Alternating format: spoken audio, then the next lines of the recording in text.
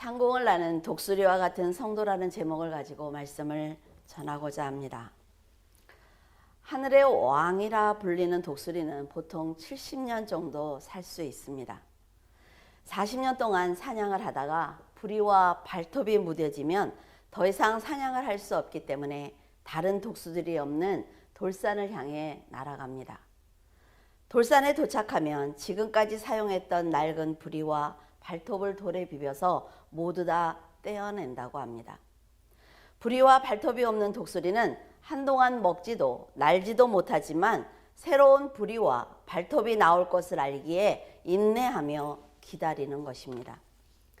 이제 발톱과 부리와 깃털이 새로 나면 또다시 높은 창공을 향해 높이 날아오를 것이며 하늘의 왕으로 30년의 시간을 더 살아낼 것입니다. 새로운 부리와 깃털이 날 때까지 인내했기 때문에 높은 창공을 날 수 있는 것입니다. 이렇게 인내하는 모습이 하나님이 원하시는 성도의 모습입니다. 성도로 거듭나기 위해서는 거짓과 위선, 나쁜 습관과 감정을 주저없이 버릴 줄 아는 지혜와 결단이 있어야만 독수리 신앙을 가질 수가 있습니다. 여러분이 가진 장점은 굳이 칭찬을 하지 않아도 잘할 수 있습니다. 하지만 단점은 스스로 깨닫지 못하기 때문에 부족한 부분에 대해서 권면해 주는 사람이 곁에 있다는 것은 아주 큰 축복입니다. 그러나 사람들은 칭찬만 듣기를 원하기 때문에 믿음의 형제들이 해주는 권명과 책망을 듣기 싫어하는데 그러한 마음은 바로 교만입니다. 자신이 잘한다는 생각 때문에 하나님과 믿음의 형제들의 권면을 듣지 않는 것이며 돌이키지 않는 것입니다. 독수리가 하늘을 날 수 있는 것은 새끼가 스스로 날 때까지 어미가 높은 둥지에서 새끼를 땅으로 떨어뜨리고 받는 훈련을 반복했기 때문입니다. 새끼가 비행을 하지 못하면 그 자체로 죽는 거라 말이죠. 그래서 어미는 필사적으로 훈련을 시키는 것입니다. 어미가 높은 곳에서 새끼를 던지는 것이 결코 쉬운 결정은 아니지만 새끼를 살리는 방법이기 때문에 훈련을 반복하는 것입니다. 새끼는 어미가 둥지에서 밀어내는 그 마음을 모르기 때문에 자기가 죽을 수도 있다라는 생각을 했을 것입니다. 떨어지면서 공포가 극에 달할 때 어미가 쏜살같이 날아와서 받아주고 또 다시 떨어뜨리는 것을 반복하자 그제야 자신을 밀어내는 어미의 마음이 사랑이라는 것을 알게 되는 것입니다. 새끼도 어미가 되었을 때 어미가 했던 그대로 사랑하는 새끼를 땅에 떨어뜨리고 먼저 내려가서 받고 있는 자신을 발견하게 될 것입니다.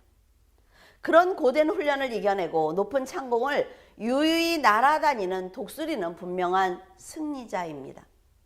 우리도 창공을 나는 독수리의 신앙을 가지면 세상의 파도가 아무리 높다고 해도 그 위를 날기 때문에 전혀 문제가 될 것이 없습니다. 그래서 독수리처럼 강하게 키우기 위해서 고난에 던지고 받기를 반복하고 계신 하나님의 수고를 알아야만 합니다. 지금까지 세상을 위해서 사용했던 부리와 발톱을 과감하게 벗어버리고 하나님께서 주신 발톱과 부리를 갖게 된 성도들은 세상이 줄 수 없는 엄청난 능력을 갖게 된 것입니다. 이제는 하나님께서 주신 날카로운 부리와 발톱을 병기로 삼아 사탄과 담대하게 싸우는 거듭난 신앙을 하나님께 보여드리는 성도가 되어야만 합니다. 독수리는 새로운 부리와 발톱이 나온다는 것을 알고 있습니다. 그런데 생명처럼 아끼던 몸의 일부를 스스로 떼어나는 것은 결코 쉽지 않다 말이죠.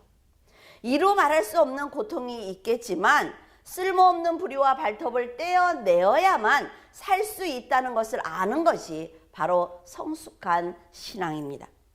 성도들이 지금까지 살아온 그리고 내가 가지고 태어난 인간의 본능을 이겨낸다는 것은 결코 쉬운 일이 아닙니다. 하나님께서 도와주실 것을 알고 있어요. 그러나 믿음으로 살기 위해서는 큰 용기와 인내와 결단이 필요합니다. 사명을 감당하는 방법은 오직 자신과의 싸움에서 이기는 것뿐입니다. 세상의 유혹을 이기고 교만과 인간의 의의를 이겨낸다면 하나님께 분명히 큰 칭찬을 받을 수가 있습니다. 인간적인 두려움을 이겨내는 자만이 높이 날 수가 있어요. 멀리 볼 수 있기 때문에 여러분은 창공을 힘차게 나는 독수리의 신앙을 반드시 갖기를 바랍니다. 독수리처럼 지혜로운 신앙을 가진 성도가 하나님의 기업을 축복으로 받을 수 있으며 구원을 위해 사명을 감당할 수가 있습니다. 출애굽기 14장 15절에서 16절 여호와께서 모세에게 이르시되 너는 어찌하여 내게 부르짖느뇨 이스라엘 자손을 명하여 앞으로 나아가게 하고 지팡이를 들고 손을 바다 위로 내밀어 그것으로 갈라지게 하라. 이스라엘 자손이 바다 가운데 육지로 행하리라. 하나님께서는 애굽에서 400년 동안 종살이를 하던 이스라엘을 해방시킬 지도자로 모세를 택하셨습니다. 모세를 강한 지도자로 훈련시키기 위해서 애굽 공주에게 맡기셨고 왕자로 자라게 하시면서 애굽의 문화와 사상을 자세히 배우도록 하셨어요. 그리고 광야로 도망친 모세가 미디안 제사장 이드로의 양을 치는 목동으로 살게 하심으로 생명의 귀중함과 자신의 부족함을 깨닫게 하셨습니다. 모세는 세상에 두려울 것이 없는 왕자로 40년을 살았어요. 그리고 광야에서 자신이 얼마나 연약한 존재인지 깨닫는데 40년이 걸렸습니다. 모세가 왕자와 목동으로 살면서 지도자로 성장하는 그 80년 동안 이쪽에서는 하나님께서 아브라함과 하신 약속을 지키기 위해서 모세를 바로 왕의 앞에 세울 때까지 단 한순간도 쉬지 않고 일하고 계셨습니다. 그러나 모세는 이쪽에서 고통을 당할 때 하나님께서 이쪽에서 일하고 계신다는 것을 모른다 말이죠. 우리도 우리의 고난만 볼 뿐이지 하나님께서 이 고난을 통해서 우리를 어떤 자리에 세우실지 전혀 깨닫지 못하고 있습니다. 그는 목동으로 살면서 과거에 자기가 가졌던 권세가 얼마나 가치 없는 것인지, 자신이 얼마나 무력한 존재인지 깨닫게 되었습니다. 갈대 상자를 애국 공주 앞으로 인도해 주셨기 때문에 자기가 왕자가 될 수 있다는 것을 그제야 깨달았어요. 하나님께서 원하시면 언제든지 지금 자기가 누리고 있는 모든 것을 주실 수도 있고 빼앗을 수도 있다는 것을 알게 되었습니다. 모든 것이 헛된 영화였다는 것을 안 지금 하나님께 교만했던 자신을 돌아보며 어리석었던 그 시간들을 회개했습니다. 백성들은 가나안으로 인도하는 것이 하나님의 뜻이구나 라는 것을 깨닫자 어떤 상황에서도 자신을 버리고 말씀에 순종하는 믿음이 생겼습니다. 그가 애굽에서 일으킨 기적과 담대한 믿음의 행위를 보면 광야에서의 그 고난의 훈련이 얼마나 필요한 과정이었는지 우리는 알 수가 있습니다. 성도가 성숙한 믿음을 갖기 위해서는 반드시 연단이 필요합니다. 훈련을 받는 것이 고통스러워도 그런 시간이 있어야만 하나님을 올바로 볼 수가 있단 말이죠. 내가 솔로몬처럼 늘 평안하기만 하면 내가 가지고 있는 것이 나의 힘이기 때문에 하나님이 필요 없는 것입니다. 하나님을 올바로 볼 수 있어야만 참 믿음을 가질 수가 있는 거예요. 어느 인생이나 실패와 좌절의 순간이 있지만 그것을 극복하는 믿음을 보여드림으로 하나님께 인정도 받을 수 있고 신뢰도 받을 수 있는 것입니다. 모든 인생이 행복과 불행이 다람쥐 쳇바퀴 돌듯이 우리 인생에는 반드시 있단 말이죠. 그 반복되지만 그때마다 자신을 성숙시키는 도구로 그 순간순간을 사용한다면 하나님과 합한 성도가 될 수가 있습니다. 저도 목회하기 전에 구역장으로 봉사를 한 적이 있습니다. 그 구역은 부부가 모두 맞벌이를 하기 때문에 모이기가 아주 힘들었어요. 구역장인데도 자기 가정에 관심을 갖는 것을 아주 싫어했기 때문에 속사정을 전혀 알 수 없어서 그들을 위해서 기도하기가 아주 힘들었습니다. 목사님께서 그 구역을 맡아달라고 하셨을 때 저는 그분들을 만나기 전에 먼저 그들의 마음이 열리게 해달라는 기도를 드렸습니다. 직장으로 인해 한자리에 모일 수 없었기 때문에 시간이 날 때마다 일주일에 두세 번씩 그 가정을 신방을 해서 말씀을 전했습니다. 그분들은 말씀을 배우면서 성도로 성장하기 시작을 했어요. 말씀을 깨닫자 스스로 전도하며 예배의 그 소중함을 알고 충실하기 시작을 했습니다. 저는 구역이 7가정으로 성장을 하자 제 열심을 스스로 칭찬하는 마음이 생기기 시작을 했습니다. 하나님을 위해서 아주 큰 일이나 한 것처럼 우쭐한 마음으로 기도를 하고 있는데 작은 환상이 눈앞에 펼쳐졌습니다. 하늘에 높이 떠있는 7개의 풍선이 보였고 제가 손에 그 풍선끈을 잡고는 아주 좋아서 활짝 웃는 모습의 그림이었습니다. 그런데 그 기쁨도 잠시 강한 힘이 제 팔꿈치를 탁 치니까 그 충격에 손에 쥐고 있던 풍선이 모두 다 날아가 버리고 말았어요. 날아가는 풍선을 보면서 제가 생각하기를 내가 참 열심히 노력을 해서 만든 것인데 너무나 아깝다는 말을 하고 있었습니다. 그때 제 마음에 이런 말씀이 들리는 것 같았습니다. 사랑하는 딸아, 수고했구나. 그런데 네가 힘써서 일했기 때문에 풍선을 얻은 것이 아니라 내가 너에게 맡긴 영혼들이란다. 지금 너는 날아가는 풍선만 아까워하고 있지만 그 풍선이 날아가지 못하도록 네 팔에 누가 힘을 주었는지 한번 생각해 본 적이 있느냐? 앞으로는 언제든지 날아갈 수 있는 풍선을 보고 즐거워하지 말고 그 풍선을 네 손에 맡긴 나를 기억해라. 저는 이 말씀을 들으면서 언제 터질지 모르고 언제 날아갈지도 모르는 풍선을 보고 좋아했던 제 신앙이 정말 어린아이와 같다라는 생각을 했습니다. 여러분은 풍선만 보는 저의 신앙과 하나님의 말씀을 성취하기 위해서 이스라엘을 출애굽시킨 모세의 신앙이 얼마나 다른지 아셨을 것입니다.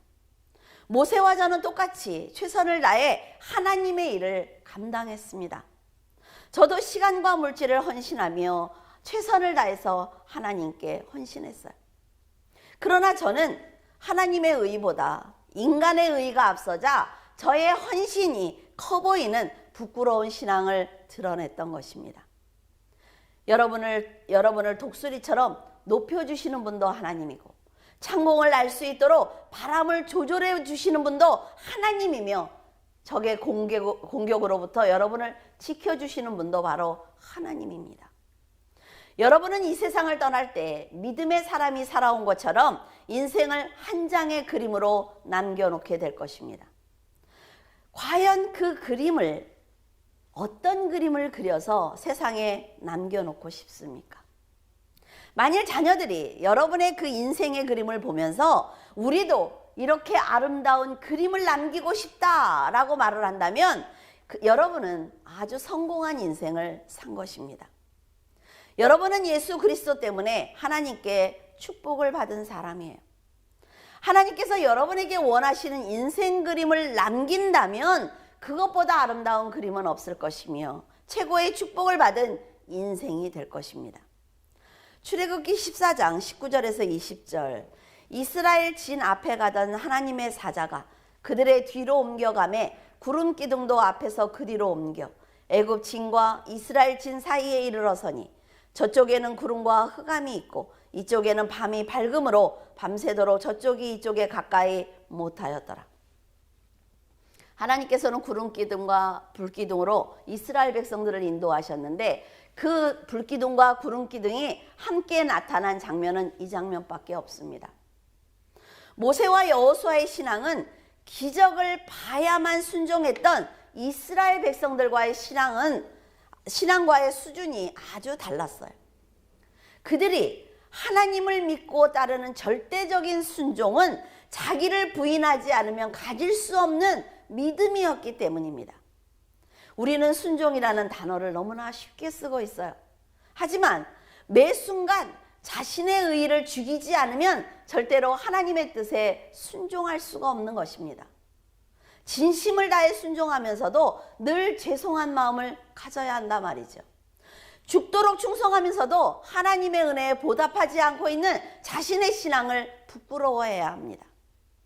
광야에 머물 때 하나님께서 낮에는 구름 기둥으로 밤에는 불 기둥으로 이스라엘을 보호하고 계시는 것을 모세는 보게 되었습니다. 그는 지금 애국 군사들이 가까이 하지 못하도록 앞과 뒤에서 지켜주시는 아버지의 진정한 사랑을 본 것입니다. 전능하신 하나님의 거짓없는 사랑을 보았기에 모세는 자기의 생명을 드리는 귀한 믿음을 갖게 된 것입니다. 모세는 바로왕의 끝없는 방해를 지금까지 받았어요. 그리고 앞으로 가나안으로 가는 길에 큰 어려움을 만날 것을 알고 있습니다. 그럼에도 하나님께서 자기를 인도하실 것을 믿었다 말이죠. 그는 고난과 연단을 통해 성숙한 신앙을 가지고 있었기 때문에 이런 믿음을 드러낼 수가 있는 것입니다. 여러분은 인생 중에 역사하시는 하나님을 만나신 적이 있습니까? 하나님의 은혜를 경험하신 적이 있어요? 안개처럼 의미 없는 세상과 악한 자들이 방해하지 못하도록 지켜주시는 아버지께서 계시기 때문에 우리는 지금 믿음을 지키며 살아갈 수가 있는 것입니다.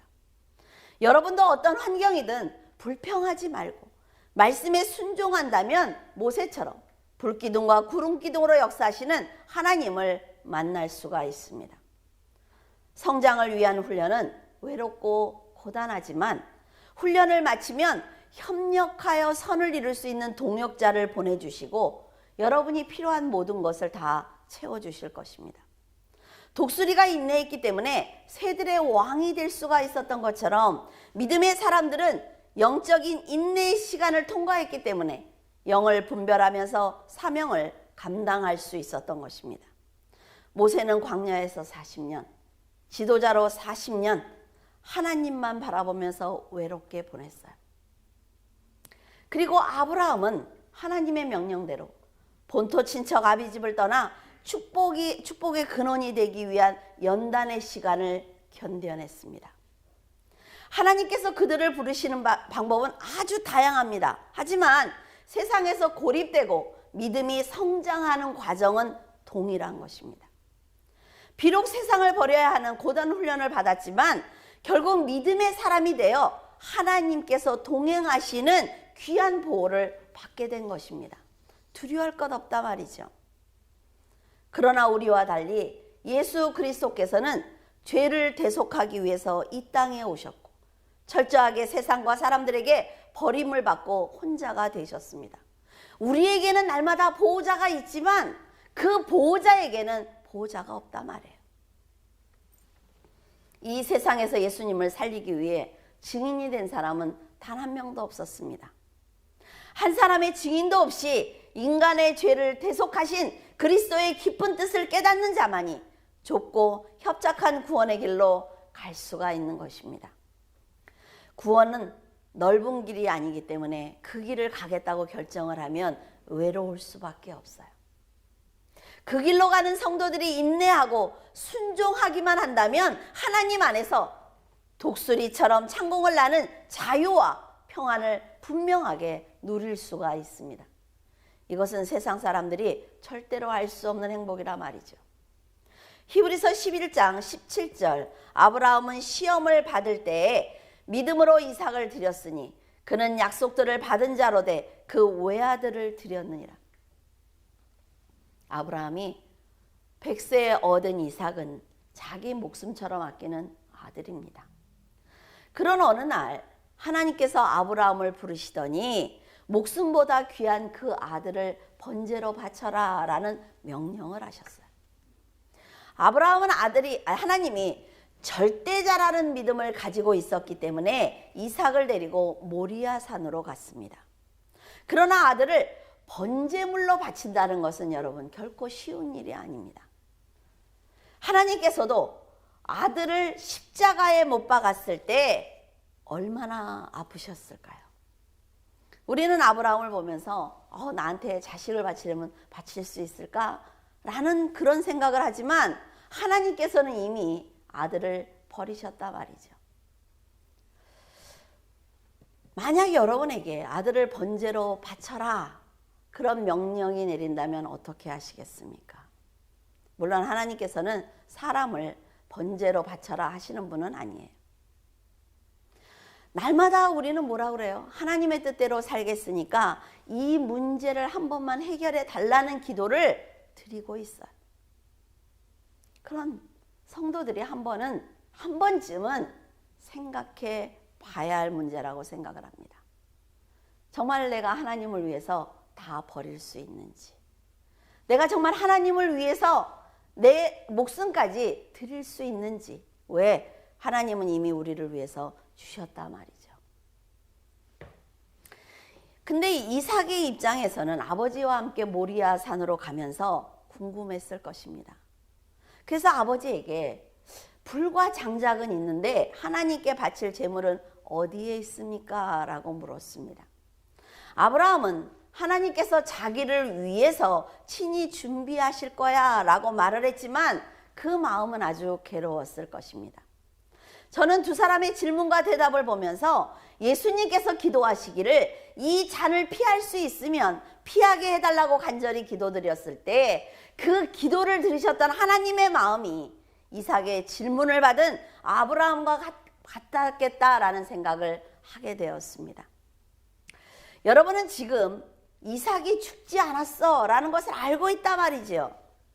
그렇기 때문에 자신의 아들을 직접 죽여야 하는 그 고통을 실감하지 못할 수도 있습니다. 그러나 아브라함은 죽은 자를 살리시는 하나님이 계시고 영원한 생명과 그 나라가 있다는 것을 알고 있기 때문에 망설이지 않았습니다. 아브라함이 이삭을 찌르려는 순간 하나님께서 그 아이에게 네 손을 대지 말라라고 명령을 하셨어요. 내가 네 아들을 나에게 주기까지 독자를 아끼지 않았으니까 내가 이제야 네가 나를 경외하는 줄 알겠다라고 말씀을 하신 거예요. 하나님께서 아브라함을 시험하신 이유가 무엇일까요? 아브라함이 부활의 신앙으로 하나님께 순종하는 믿음을 가졌다는 것을 정말 모르고 계셨을까요? 하나님께서는 아브라함이 죽도록 충성하는 믿음과 이삭보다 하나님을 더 사랑하고 있는지 알고 싶으셨던 것입니다. 성도들은 누구나 믿음을 가지고 있어요. 하지만 그 믿음을 순종의 행위로 드러내는 것은 결코 쉽지 않습니다. 하지만 여러분의 참된 믿음을 행위로 보여드리지 않는다면 하나님의 절대적인 선택으로 구원받은 여러분의 믿음을 온전히 보여드릴 수 없을 것입니다. 아브라함이 죽으면 죽으리라는 마지막 결정을 하였을 때 그의 믿음을 인정하셨단 말이죠. 하나님께서 여러분의 믿음을 인정하시는 그 순간이 언제인지 아시겠습니까? 하나님께서 말렸기 때문에 이삭은 죽지 않았지만 아브라함에게 있어서 이삭은 이미 죽은 아들입니다. 이제 이삭은 아브라함의 품에 안겨 있는 평범한 아들이 아니에요. 하나님의 전대적인 보호를 받는 아들이 된 것입니다. 우리가 우리의 재물과 물질과 건강과 생명과 자녀를 내 마음에서 버리면 하나님께서 나에게 그것이 사라지는 것이 아니라 말이죠. 하나님께서 그것을 지켜주시는 것입니다. 근데 우리가 버리지를 못하는 거예요. 부활의 신앙을 보여드린 후에 아브라함은 하나님의 약속대로 이삭을 통해 별과 같이 많은 자손을 축복으로 받았습니다.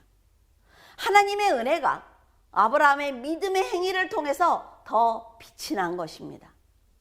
솔직히 하나님의 명령은 인간의 생각으로 전부 다 이해할 수 없기 때문에 순종하기 힘들 때가 있습니다.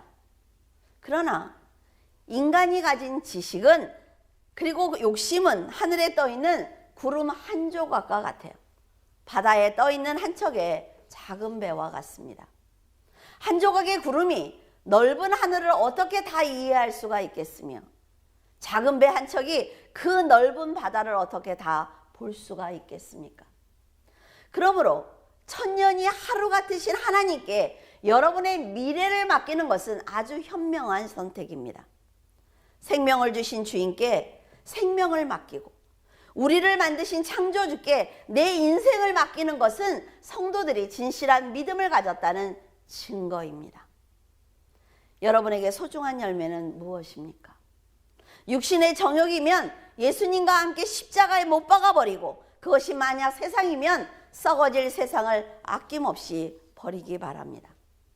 만약 여러분의 자녀라면 내 품에서 하나님의 품으로 옮겨놓고 하나님의 자녀로 보면서 욕심 없이 기도하며 키우시기를 바랍니다. 하나님의 자녀로 보고 인격적으로 기도할 때 하나님께서는 여러분의 자녀를 책임지고 보호하실 것입니다. 아브라함은 아들 이삭을 하나님께 드렸기 때문에 이삭은 아버지의 믿음으로 평생을 평안하게 하나님 안에서 살아가는 것을 우리는 보게 됩니다. 하나님께서는 여러분의 믿음이 어미 독수리의 믿음이든 새끼 독수리의 믿음이든 독수리이기만 하면 상관없이 하나님의 높은 뜻을 따라 살아가는 독수리의 신앙으로 살아갈 수 있도록 눈동자처럼 지켜주실 것입니다. 우리들은 모두 거룩한 나라의 백성이며 주님의 택함 받은 성도입니다. 하나님께서는 지금도 성도들이 복음을 전할 수 있도록 동행하고 계시며 평안과 안식을 누릴 수 있도록 충만한 은혜를 부어주고 계십니다. 자로나 우러나 치우치지 말고 하나님의 말씀대로 살아간다면 하나님의 크신 능력이 여러분들을 보호하실 것입니다. 세상을 두려워하지 말고 욕심내지 말며 주어진 현실에 충실한 성도로 살아간다면 하나님께서 피난처가 되어주실 것입니다. 하나님을 향해 여러분이 독수리처럼 힘차게 날아오르면 하나님께서는 악한 자와 악한 영을 막아주실 것이며 풍성한 열매를 맺는 성도로 살아가게 하실 것입니다. 기도하겠습니다. 전능하신 하나님 아버지, 깊은 감사를 드립니다. 저희들은 세상의 변화를 보면서 두려움을 갖기도 하고 신앙이 흔들리기도 합니다. 그러나 언제나 변함이 없으신 하나님께서 동행하고 계시기에 오늘도 하나님께 예배드리는 축복을 받고 있습니다. 과연 저희들의 신앙이 창공을 나르는 독수리와 같은 신앙인지 돌아봅니다. 하나님, 교회와 목회자, 성도들이 하나님께 올바른 진리의 삶을 살지 못했습니다. 이 고난을 통해 교회와 성도들이 회개하게 하시고 이 고난이 지나고 나면 모두 온전한 신앙을 행위로 드러낼 수 있도록 도와주시옵소서. 그리스도인으로 살아가면서 하나님의 이름을 부끄럽지 않게 하시고 세상을 향해 복음을 당당하게 선포하는 교회가 되게 하여 주시옵소서. 하나님께서 많은 기회를 주셨지만 저희들은 세상과 하나가 되어 바쁘게 살아가느라 복음의 문을 스스로 닫았습니다. 용서하시고 다시 한번 저희들에게 성령의 충만한 은혜를 허락해 주시옵소서. 하나님, 많은 생명들이 가족들과 헤어질 준비도 하지 못한 채 죽어가고 있습니다. 이제 용서하시고 제자리에서 믿음의 씨앗을 뿌리게 하시며 사랑하는 믿음의 형제들이 예배당에서 하나님을 향해 찬양하고 경배하는 기쁨을 허락해 주시옵소서. 저희들 한자리에서 하나님을 찬양하고 예배하는 것이 얼마나 귀한 시간인지 알았습니다. 믿음의 형제들과 얼굴을 맞대고 웃고 듣고 마음을 전하는 것이 얼마나 귀한 것인지 알았습니다. 성도들을 이 병마에서 지켜주시고 건강한 모습으로 만날 수 있도록 주님 도와주시옵소서. 죄의 자리에서 스스로 일어나기를 원하시는 예수 그리스도 이름으로 기도드립니다. 아멘.